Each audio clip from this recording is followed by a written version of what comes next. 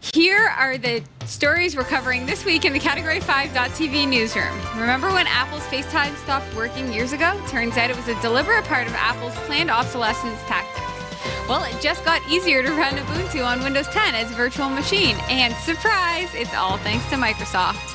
Twitter has told an undisclosed number of users that their private messages may have been leaked to third parties for more than a year.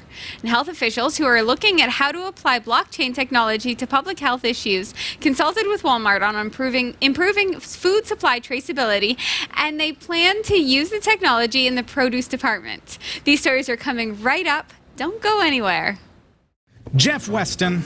Yeah, man. You're building a brand new, beautiful website. What? Aren't you? No. Am I? Oh, you're a terrible actor. What? This is where acting comes into play. Oh, I didn't know we were acting. You're supposed to act. Okay, fair enough. All right. Yeah, I'm building a really cool website. Are you building a really cool website? Just because Jeff is confused doesn't mean you have to be. Visit cat5.tv/dreamhost to sign up for unlimited web hosting for your website with unlimited email accounts, MySQL databases, the latest version of PHP, WordPress, and more, and even a free domain name registration. It's less than $6 per month, so sign up today. cat5.tv/dreamhost. This is the Category 5.tv newsroom, covering the week's top tech stories with a slight Linux bias. I'm Sasha Rickman, and here are the top stories we're following this week. Remember when Apple's FaceTime stopped working years ago? Turns out that it was a deliberate part of Apple's planned obsolescence tactics. Apple is accused of deliberately crippling features for people who didn't upgrade their iPhones and iOS in a class action lawsuit over its FaceTime video conferencing software. Last week, U.S. District Judge Lucy Koh allowed a class action lawsuit against the tech giant to move forward after she rejected Apple's argument that it can do whatever it wants with people's iPhones because users agree to its terms of service agreements. At the heart of the lawsuit filed in California is a decision by Apple to kill off FaceTime for those who were not using the latest iPhone and latest operating system software. In April 2014, they had let a digital certificate expire prematurely, which broke the video conferencing service for anyone using version 6 or lower of iOS. Apple claimed that at the time that there was a bug and users needed to upgrade to the latest version, iOS 7, to fix things. But internal documents suggest that Apple knowingly broke FaceTime for tech holdouts because it was costing it money. 6 months earlier, the latest version of its operating system, iOS 7, had been released and included a fundamental change to the way FaceTime worked. But many iPhone 4 users were wary about iOS 7 because the resource-hungry upgrade made their phones run very slowly. So they stuck with iOS 6, but then FaceTime suddenly stopped working, and when asked about it, Apple told them to upgrade to iOS 7 or buy the latest phone, the iPhone 5. Now that Judge Koh has certified the lawsuit, this means that it can move forward as a class action lawsuit and pull in others who have been affected.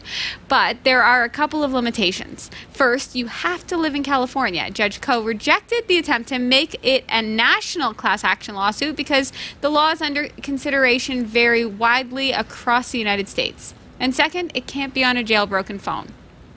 So if you live in California and got frustrated when your iPhone 4 became incredibly slow or were prevented from using FaceTime because you didn't want to upgrade to iOS 7, then you might be in line for a payout if the lawyers win the case.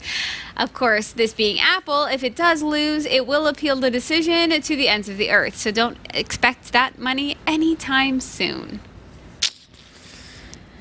Your thoughts? Planned obsolescence seems like thievery to me. It really does. I don't like it one little bit. Do you want to hear my experience as an Apple user? Yes. I'm not an Apple user. That's my experience as an Apple user. That's it. Okay. If you are an Apple user, I would encourage you, try the alternative. Just test it. Just see, give yourself a week. Borrow a friend's phone or something. Right. Put your SIM card in it and give it a try. Because there is a certain amount of freedom that comes from Android, for example, that you don't get with an Apple device. Now, my experience with Apple, I know you wanted to, I want to tell the story. Tell me your story. I went to Target, which opens stores here in Canada. Yes. Target opens stores here in Canada. And I went there. Uh-huh. And they had an electronics department, and they had a sale. Uh-huh. And I bought an iPod Touch. You did, eh? I did, yeah. And then? And I hated it. Ah. Because I'm used to the freedom of an Android device and being able to drag on MP3 files, and iTunes is crap. Mm-hmm. And so I really felt confined with the iPod Touch. Yes. They Target pulled out of Canada. They did. They did indeed, actually. Like a day later, they up and moved out. And So now I you was have stuck it with this. still. Yeah, I figure, oh yeah, I've got a couple weeks to, you know, if I really do not, I'm not the kind of guy who will buy something and return it. Right. But if I really don't like it, which I really didn't like it, I could have returned it. They were gone. They up and moved out. So I couldn't do anything Right. about it. So I still have it, but it's useless. Now, I fired it up recently, and I charged it up, and this was new, like a few years ago, and I've only used it once or twice. And It's I charged it up, and I booted it up, and I thought, okay, well, maybe I can use it for something. Maybe I can pass it along to the kids or something. And I turned it on for the first time in that many years, and it wouldn't let me install anything. Anything. It said my operating system was out of date. Obsolescence. So I said, okay, well, give me the latest. I said, let's install the operating system. I said, give me the update. Yeah. This is not compatible with your version of the iPod Touch. Get a new iPod Touch. Get they a new said. iPod Touch. Okay, so How do you stand that? let me just rewind back in time. When I was a new co-host to Category 5, I had a MacBook and I had an iPhone. Oh, yeah? I did. Okay. And I'm not trying to convert anyone to. reason why I just no. want you to feel that, like, try it. the Try reason the why alternative. I liked them is because they are simple. Now the reason that I hate them is because they are simple.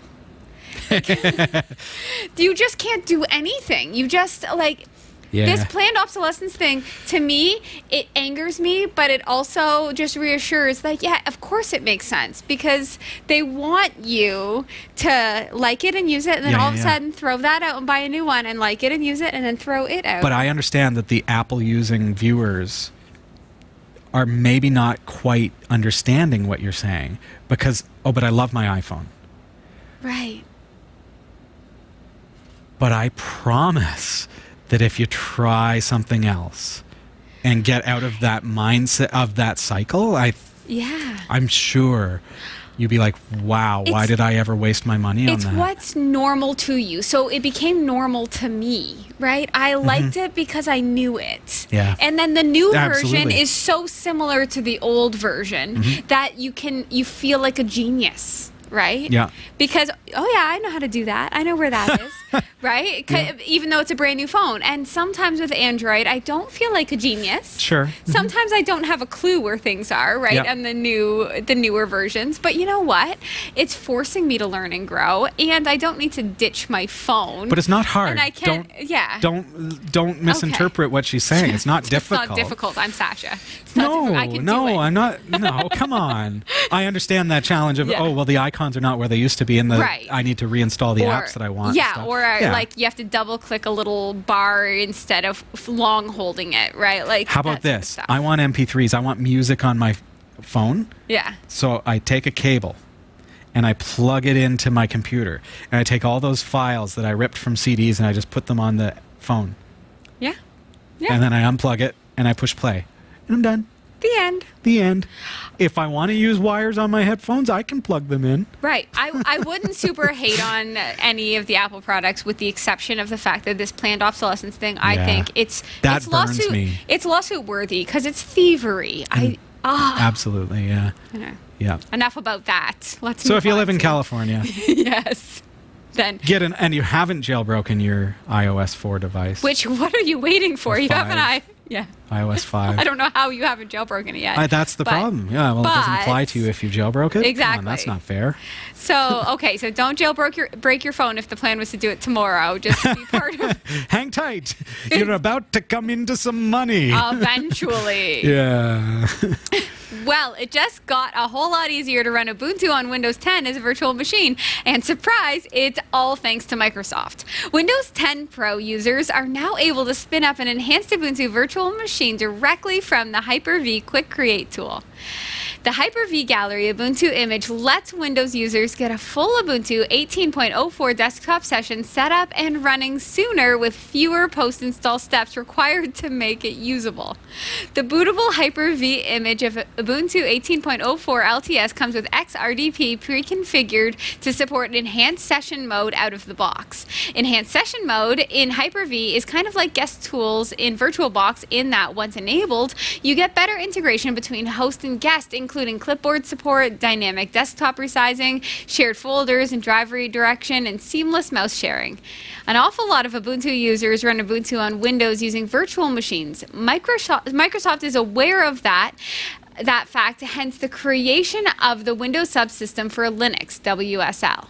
Aware that many developers and IT admins on Windows rely on virtual machines to run Linux on Windows, Microsoft decided to roll its sleeves up and work with upstream XRDP, an implementation of Microsoft's RDP protocol for Linux, to iron out the kinks. And the result is this news. The Ubuntu 18.04 Hyper-V image, which is arguably more flexible than WSL, as it supports a full GUI session, has neat systems integration, and of course actually uses the Linux kernel. Microsoft says with only 3 mouse clicks, users will be able to get an Ubuntu VM running that offers clipboard functionality, drive redirection, and much more. In short, the addition of Ubuntu 18.04 to the Hyper-V Gallery gives developers and system admins stuck on Windows 10 a faster way to install an optimized version of Ubuntu 18.04 using Hyperlink V. Hyperlink V? I don't even know. Hyper-V. Hyper-V. They disappeared. My experience so far, and if you watched episode number 575 of Category 5 Technology TV this week, is the installation process goes very, very well. And I'm pleased that they're making this effort, but we weren't able to get it up and going and use it. Yes. But I can see the potential. Like it's almost there. Maybe I've got to do some more work to get it up and going. Maybe it's not quite as easy as it. Yeah. But it's so close, right? And it means that people who really do feel like stuck on Windows 10, and there are some situations where you really would feel work computers. And as a developer myself, I really would not want to be developing on Windows. Like, I want to be in a Linux environment using Linux tools. Right. Yeah. So this is great, actually. I wonder what Linus would say. He'd be cursing at them. He can't right now. I don't know why he's so angry right now. I think that this is a really great opportunity for Windows users who are interested in Linux. Yes. To give it a try. It makes me think back to a product called Woobi. It was simply called Woobi. Woobi. W-U-B-I. Sounds fun. Which was like an Ubuntu implementation on Windows as well, but not a virtual machine. It was a different way of doing things. But this is actually running in a virtual machine on Hyper-V on Windows 10. So if you've got Windows 10 Pro, you can install it absolutely free. Just a couple of clicks, really. And I think that's an advantage for Microsoft. Yes. On Ubuntu, if you want to install a virtual machine of Windows, you have to have a Windows license. On Windows, if you want to install a virtual machine of Ubuntu, it's free. Because Ubuntu, Linux, is absolutely free. So there are some huge advantages to that way of doing things. But it's also an opportunity for you to try it out and get the feel of Ubuntu and say, you know, do I need Windows? I know that's not their intent, because otherwise they wouldn't do it. It's a development environment. But it does give you the chance to give it a try. Exactly. And it's free. So what do you have to lose, really? Exactly. Like, you might as well just go ahead, do it, try it. I think so. It's already there. And see if you can get it up and going better than I can. Yeah. Because so far I haven't got it up and going. I'm going to give it another try this week and see if I can get it working. It ought to be a challenge. It should be easy. Are you going to try it at home? Well, I'd like you to. I would like to. I'd love to have you report back next week if it works. Here's the only thing that worries me is I don't know if I have my Windows 10 Pro. Like I just don't know. You know how you can tell, and I cheat, but I click on the start menu and I type 64-bit. Okay. And then it says tell if your computer is 32 or 64-bit, and then you just scroll down and it shows you the version of Windows that you're running. Right. It'll say Windows 10 Pro or Windows 10 Home. If you have Windows 10 Pro, you can install Hyper-V by going to Windows Features and Software, whatever. I do a quick search, Windows Features, turn Windows Features on and off. That's what I see there. And by going in there, I can easily install Hyper-V if I haven't got it already. Right. Yeah. I would like to give this a try because, I mean, to tell you the truth, I'd love to hear how it goes. I love Linux. I have a slight Linux bias. And I only have Windows for the gaming capabilities that Windows has. Mm-hmm. So if I can just... Yeah, this is a way that you can boot into Ubuntu, into Linux, without replacing Windows. Exactly. So you don't have to get Windows off. You can still have it for all your games. Because I did think to myself at the time when we were sadly saying goodbye to Linux and getting Windows on our computer, I did think, can I dual boot? But I just don't know enough. But with a small SSD, because SSDs are traditionally a much smaller drive as far as capacity goes than a spinning drive, so but this much faster. seems to solve that. There you go. So rock it this week. Let me know how it goes. Let's see how it goes. Okay. How it goes. We'll be interested in that. Twitter has told an undisclosed number of users that their private messages may have been leaked to third parties for more than a year. The software bug, which has since been fixed, involved direct messages between users and businesses that offer customer services via Twitter. Affected users are being notified via a message that appeared when opening the app or logging on to Twitter's website. Twitter says the issue has persisted since May 2017. The company had said that it resolved the issue immediately upon discovering it on September 10th of this year after the bug had existed for around 500 days. Twitter said not all direct messages, which are supposed to be private, unlike normal tweets, were at risk, just those between users and companies, such as an airline. While Twitter states that they do not have evidence that the bug was exploited, they also express that they have no proof that it has not. So, when I read this story, I think to myself, what Twitter user in the history of all Twitter users thinks ever that their messages will ever be private? Oh, but Sasha, what Facebook user goes into Facebook Messenger and posts their phone number or their home address? How do you do that? It's crazy. Mm-hmm. Yeah, but it just blows my mind that people would think, like, okay, so it's not good that this bug existed, but it also is not good that anybody would have put things into a message, even if it was supposed to be private, in Twitter. Like, it just doesn't make sense. We're such a connected world, though, and you got an app where you're communicating, and these days a lot of support is done through Twitter. Right. I will never pick up the phone and call Rogers. Really? Have you ever sat on hold with Rogers? I don't have Twitter. Have you sat on hold with Rogers? Yes. Have you? So how did that feel? Well, Pretty great, huh? Huh? This is our local cable provider. Side note, okay, so Rogers is kind of crummy for being on hold, but my banking hold lets you choose which type of music you want to listen to while on hold. That's the evolution of technology right there. But backing up to the Rogers scenario, I can't sit through that. So do you talk I don't to have Rogers time on to Twitter? sit through that, so I tweet to Rogers Helps. What do you say? This is my social insurance number? Here, help me. Absolutely. No, and this is where I do have some respect for Rogers in regards to their support, because they cleverly will not ask for information on Twitter. Okay? See? They'll because say, they know. Yeah. So what Rogers does, and this is smart, this is really clever, if you tweet to them, and say, my internet's down, or my phone is not working, or so on, and ironically, if the internet is down, how are you tweeting? Which is using, there's so much irony in this. So anyways, if there's a problem, you're sitting at Tim Hortons. Here we are in Canada. We got Rogers and Tim Hortons. Those are the only two companies because Target is gone. They moved. They had iPhones. So I'm tweeting to Rogers Helps, and I say, my internet at home is down, and they say, like, whatever, friend us or whatever it is, follow us on Twitter and DM us, direct message us. Oh, so then I direct message and say, hi, I need your help.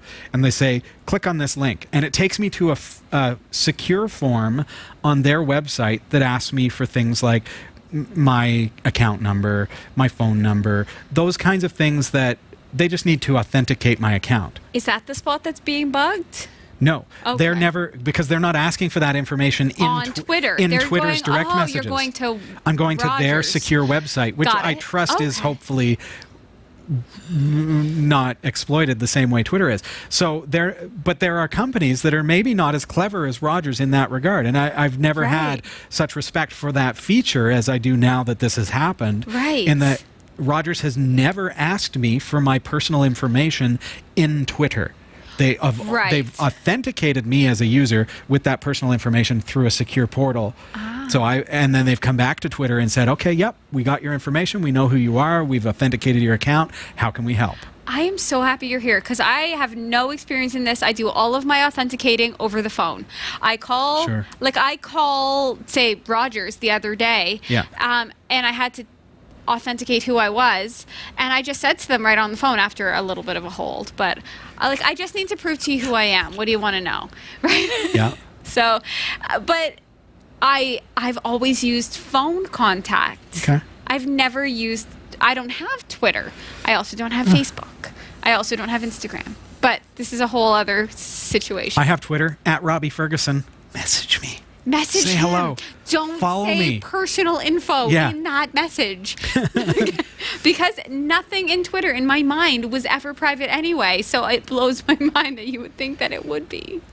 I think, if anything, this is a wake-up call anyways to say, don't post your phone number, don't post your social insurance number, don't post your credit card number, don't put those kinds of things into third-party services. Yeah. Okay? So if somebody is asking for it, if it's the airline and they say, we need you to give us your credit card number for your deposit on Twitter. No, thank you. Is there some kind of can I call you? Form that we can use? Yeah, some way to do this outside of that third-party service. This to me seems so commonsensical, but only because I just don't use it, right? So I didn't, in my mind, I never assumed that a private message in Twitter would ever be private anyway. It's the same way an email is never private, or, you know.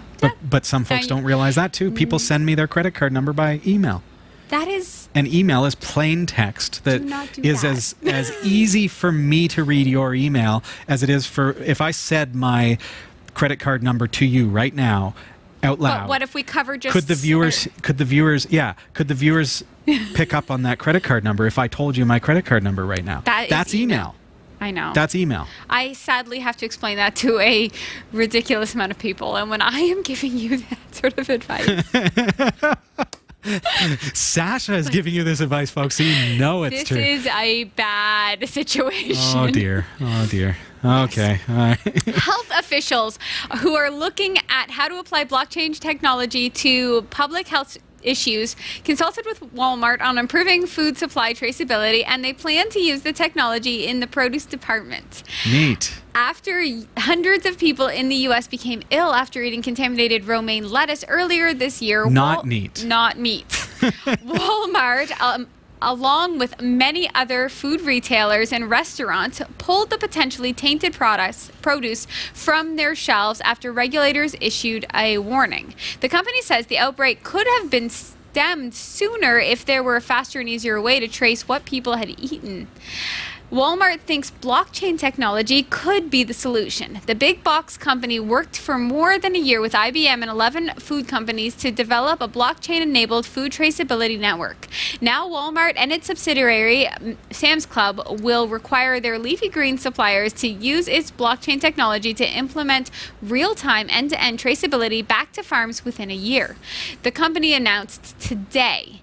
The company claims its blockchain technology dramatically improves efficiency transparency. In an early test, Walmart's vice president of food safety, Frank Yanis, Walmart's vice president of food safety, Frank Yanis, brought in sliced mangoes and asked his team to stop everything that they were doing and trace that product back to its origin on a farm, a spokesperson said. It took them nearly 7 days, as the methods of tracking today are antiquated, sometimes done with pencil and paper. But using the blockchain, that tracking process can be done in 2.2 seconds. Looking back at the romaine issue, the stories had to throw out all romaine because there was no way to precisely identify which romaine was from the region where the contaminated lettuce originated. It not only affected Walmart, but all of the retail and even restaurants. All romaine had to go. The Centers for Disease Control and Prevention, which has been working with IBM on applying blockchain solutions to other public health issues, consulted with Walmart on improving traceability to help public health officials investigate foodborne disease outbreaks and find the source of contaminated food.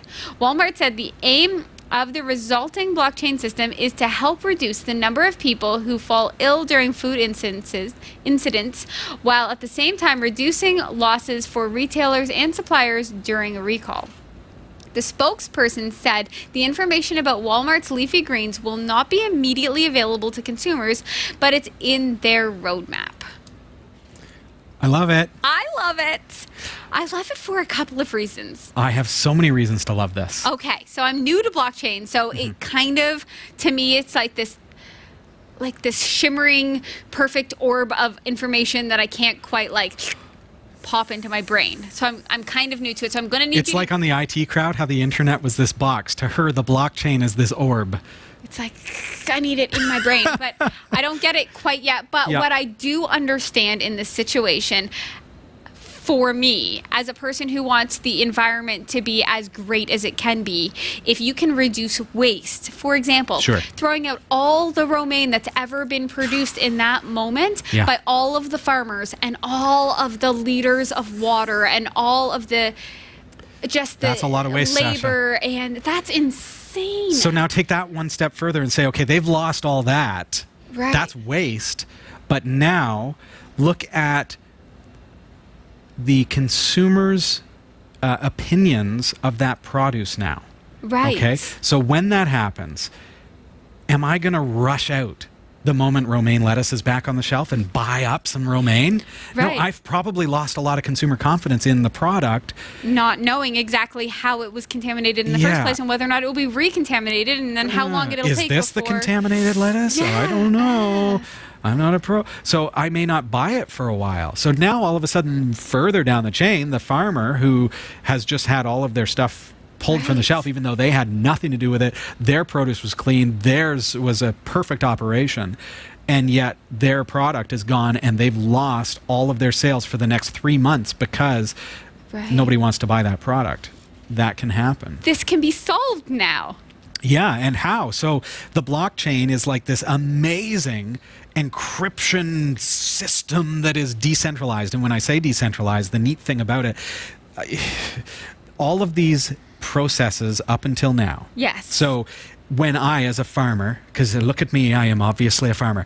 If I, as a farmer, pick my mangoes and put down on the ledger that, okay, I picked my mangoes and I've shipped them to such and such a company, and then that company takes it and warehouses it, and then that company then ships it out and disperses it throughout the world because it's an international thing. Well, each hop along that way, everybody's jotting down the notes, whether they use a computer or whatever, but there's a complete disconnect between them, and there's no way to trace them back, or it's very, very difficult to trace them back to their origin. So now with the blockchain, as opposed to that methodology, everybody's using the same system to authenticate that produce. So as soon as I pick that mango, it gets assigned an ID which is entirely unique. So now I know that this ID, this mango, was picked at this farm. And as soon as I take, at this time, and the weather was like this at that time in this region, as soon as I put it on the truck, it's still got the same blockchain ID. So now everything, it's got a history. And everything can be followed. Everything can be followed right through to the end. And because the blockchain is decentralized, anyone can install it. Anyone can take that orb and put it on their system, right? So Walmart can take the blockchain and have the blockchain. Right. Every other company, every little farm can take the blockchain and have the blockchain. So if you find out that one farm with a small amount of romaine has distributed only one head of romaine to all these places and people got sick, that's it. You would know the rest of the romaine was safe. Sure. Right? Yeah. But how? So like, we is can it a say- sticker? What is it? I'm so confused. Well, it would have to be a sticker, or IBM has been working on chips. Okay. For example, you look at, like, remember CDs? Do you remember CDs? Yeah.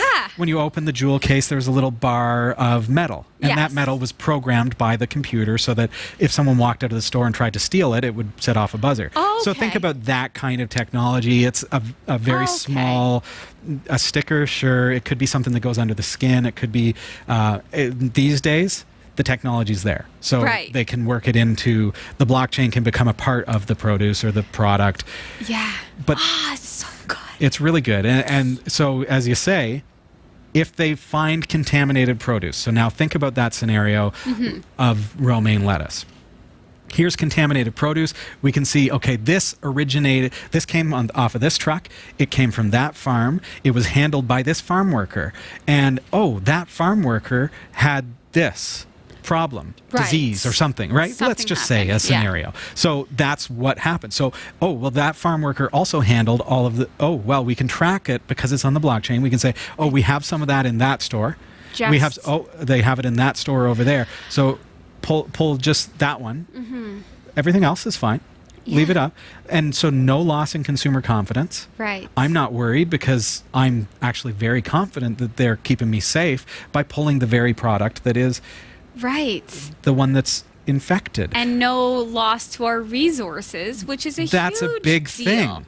But that's not my motivation. I want to know that my family's safe, and I want, and I do care about the farmer, and I want to know that I'm not losing consumer confidence for no reason. Right. Every time there's an E. coli outbreak, it's like, I don't feel confident to buy the produce that is involved in. I'm not eating carrots for a couple months, you know. I know. It's just the way it is. That's our mindset. So this does away with that. And what's neat about it is that we now live in a time right now, for the very first time ever in the history of humankind, where this is possible.